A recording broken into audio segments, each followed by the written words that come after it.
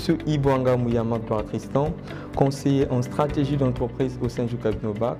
OBAC est un cabinet de conseil stratégique et financier à vocation de banque d'affaires. Aujourd'hui, c'est pour moi un réel plaisir de répondre à la problématique de la peur de se lancer en entrepreneuriat. Dans le cadre de mes activités professionnelles, donc lors des différentes conférences que je participe, un monsieur s'est rapproché de moi et il m'a présenté son projet, un très bon projet, un projet à forte valeur ajoutée, un projet très innovant. Cependant, il m'a fait savoir qu'il a peur de se lancer à entreprendre. Vous aussi, aujourd'hui, vous êtes peut-être confronté à cette même problématique. Moi, dans cette vidéo, je souhaiterais bien partager avec vous quelques points forts qui pourront vous aider sur la problématique de la peur de se lancer à l'entrepreneuriat. En général, la peur d'entreprendre est liée au risque. Les gens ont peur de se lancer à l'entrepreneuriat parce qu'ils ont peur de pouvoir prendre des risques. Mais c'est quoi un risque? Un risque, c'est tout simplement la probabilité qu'un événement négatif se produise dans la réalisation même de votre projet ou dans le fonctionnement de votre entreprise. Comme il est dit que le business, c'est la gestion du risque. Nous allons tous nous poser la question de savoir comment gérer les risques de mon projet ou de mon entreprise.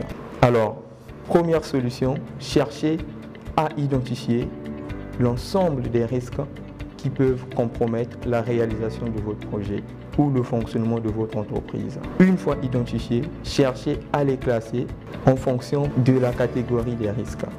En général, nous avons 4 catégories de risques. 1. Nous avons la catégorie des risques d'exploitation. Ce sont des risques qui sont liés sur le fonctionnement interne de l'entreprise. Donc, ce sont des risques qui viennent pour compromettre la réalisation des activités clés. À savoir, nous avons la production, l'approvisionnement, le marketing et vente, et enfin, nous avons les finances. Deuxième catégorie des risques, nous avons la catégorie des risques d'aléas. Ce sont des risques qui sont liés aux événements naturels peu ou pas contrôlables. À l'exemple, nous avons le nouveau coronavirus qui arrive sur le marché et qui vient tout changer. Troisième catégorie des risques, nous avons la catégorie des risques financiers. Ce sont des risques qui sont liés aux fluctuations des prix, fluctuations des taux et aux fluctuations des devises. Quatrième catégorie des risques, nous avons la catégorie des risques stratégiques. Ce sont des risques qui viennent pour changer le fonctionnement même de l'entreprise. À l'exemple, nous avons l'arrivée d'un nouveau concurrent sur le marché. Après avoir identifié et classé vos risques, pensez donc à les évaluer. Évaluer un risque consiste tout simplement à déterminer sa gravité et la probabilité que ce risque puisse se réaliser.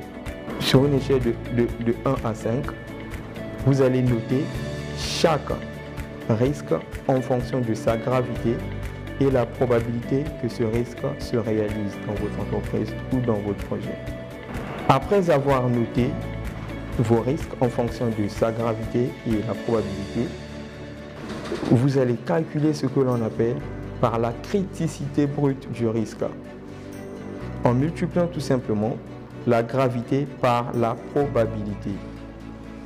Vous notez que la criticité brute du risque vous permettrait de savoir quels sont les risques qui sont importants pour la réalisation de mon projet ou pour la réalisation de mon entreprise.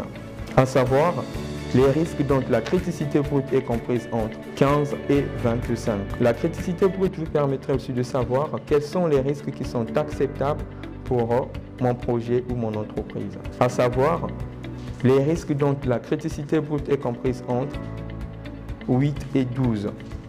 La criticité brute vous permettrait aussi de savoir quels sont les risques qui sont insignifiants pour mon projet ou pour mon entreprise, à savoir les risques dont la criticité brute est comprise entre 1 et 5.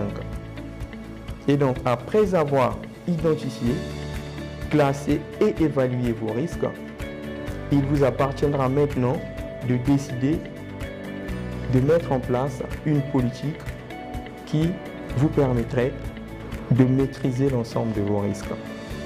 Et bien, cette politique va consister à traiter le risque, à transférer le risque, à maîtriser ou réduire le risque et enfin à anéantir le risque en prenant des initiatives.